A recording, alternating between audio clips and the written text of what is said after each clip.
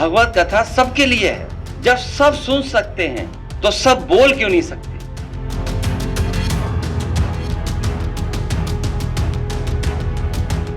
वो महाराज वहाँ के जो मंदिर के हैं वो लोग आए हमसे भागवत छटाए, रात भर इन्होंने बहुत टॉर्चर किया सर। वो संत था, नाम भगवान का गा रहा था, काम भी साधुओं वाला, लेकिन कुछ नीच सवर्णों को उसके नाम में सिर्फ यादव दिखा। उन्हें धन नहीं जाति दिखी।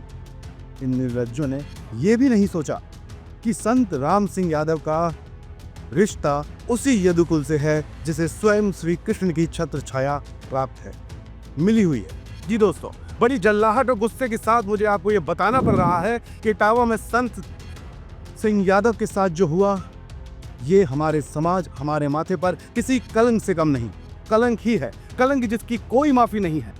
क्योंकि हम भले नारे लगाएं कि बटेंगे तो कटेंगे, लेकिन ये सब बेकार की बातें हैं, क्योंकि एक बार फिर साबित हो गया कि हम तो कभी एक थे ही नहीं, तो बटने वाली बात कहां से आ गई। अगर एक होते तो इटावा में संत सिंह यादव के साथ इतना घिनौना काम नहीं होता। आखिर कौन है ये लोग और कहां से आते हैं?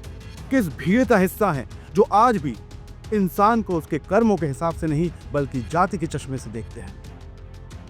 आप सोचिए, क्या ऐसे लोगों को हम अपने समाज में जगह देंगे? और देनी चाहिए, क्यों देनी चाहिए? और अगर इन्हें जगह देते हैं तो फिर उन सफेद पोस्ट नेताओं की क्या गलती है जो वोट की खातिर जाति वाली गोल सियासी रोटियां सेकते रहते हैं? इनका तो काम ही ये है, लेकिन हमारा क्या है? दोस्तों जरा सोचिए संत सिंह यादव के दर्द को, फिर आगे की बात करते हैं, आप इसे सुन लीजिए। हमने कहा हम चमार नहीं साहब, हम यादव हैं। तो बोले कि आरडी दिखाओ, तो हमने कहा आरडी तो हम लाए नहीं, आधार कार्ड।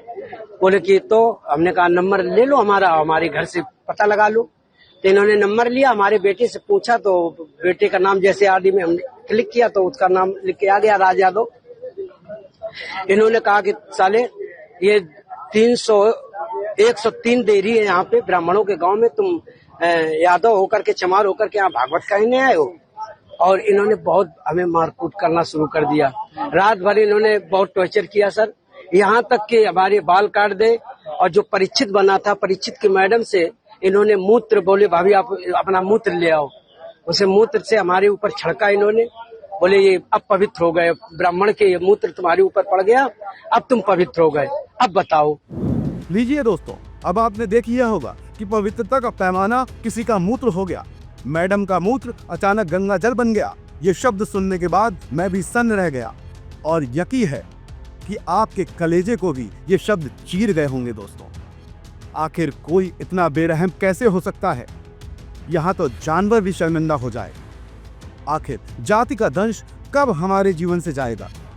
दोस्तों, यूपी के इटावा में यादव भागवत कथा वाचकों के साथ हुई मारपीट और अमानवीय व्यवहार की ये घटना जो है, उसके वीडियो ने हड़कंप मचा दिया। बार बार दिमाग यही सोच रहा है कि क्या वाकई हमें ईश्वर ने बनाया है, क्योंकि उसने तो इंसान रचा था। जी दोस्तों, इंसान बनाया था, लेकिन हम जानवर कैसे बन गए?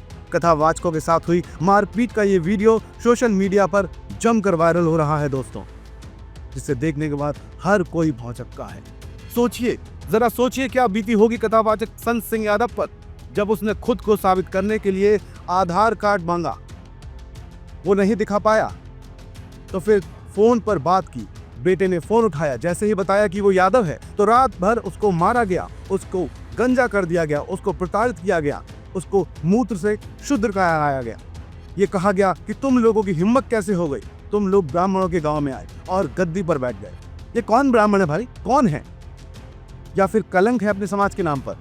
इटावा जिले के बकेवर इलाके की दादरपुर की इस घटना के बाद अब समाजवादी पार्टी के मुखिया अखिलेश यादव भी इन सो कॉल्ड ब्राह्मणों पर फायर हो गए हैं और चेतावनी दी है कि ये सही नहीं है।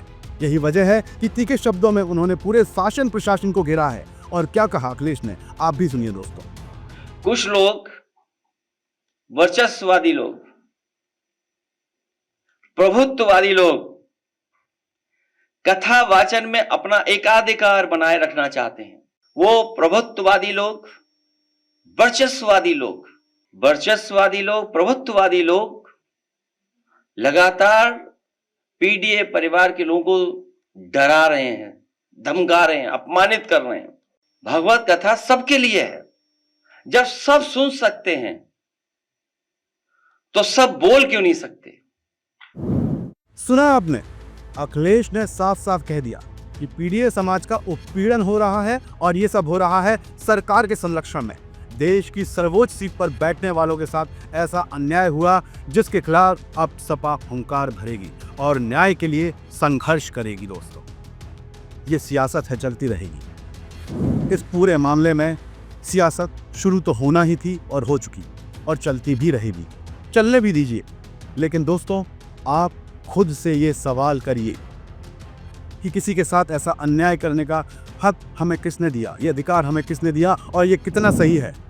क्योंकि संत सिंह यादव शायद ही इस तस्वीर को अपने जीवन से निकाल पाए और हमें माफ कर पाए।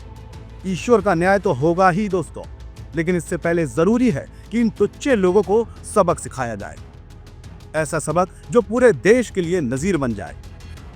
और आप भी जाति के इस जंजाल से आगे निकलिए दोस्तों, वरना एक दिन ये हमें ले डूबेगा। बाकी आपसे यही अपील है कि हमारे चैनल को सब्सक्राइब कर बनिए हमारी ताकत, क्योंकि हम उठाते हैं आपके हक की आवाज़, बिना रुके, बिना डरे, बिना झुके। क्योंकि किस्मत का तो ऊपर वाला देख रहा है दोस्तों। मेरी कोशिश है कि ये तस्वीर, ये सूरत बदलनी चाहिए।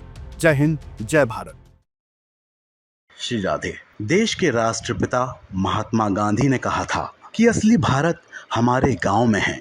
हमारी पूरी टीम की यही कोशिश है कि गांव के हर रंग को हम आप तक पहुंचा सकें। इसलिए बनिए हमारी ताकत, क्योंकि कंक्रीट के जंगलों की चमचमाती दुनिया में गांव अंधकार की ओर जा रहे हैं। देश में स्मार्ट शहर बने, कोई दिक्कत नहीं, पर हम बनाना चाहते हैं स्मार्ट गांव।